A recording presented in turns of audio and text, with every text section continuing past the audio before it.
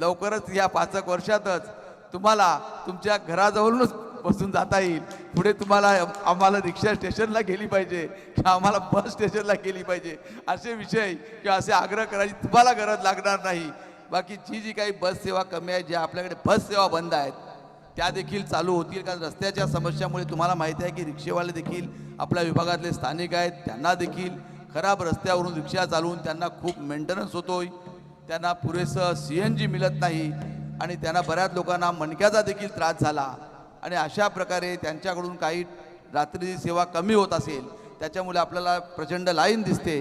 परंतु त्यांच्या देखील आपण सुविधा कशा होतील असा एकत्रित प्रयत्न करून आणि रस्ता आपला पूर्ण होताच आपली अंतर्गत जी मी बस सेवा बोललोय ती नायगाव स्टेशनपासून परेरा नगरपासून छत्रपती शिवाजी महाराज चौक, छत्रपती शिवाजी महाराज चौकपासून पारसनाथ आणि पारसनाथवरून पुन्हा स्टार सिटी मार्गे पुन्हा स्टेशन अशा प्रकारे आपण बसच्या रूटची मागणी केलेली आहे।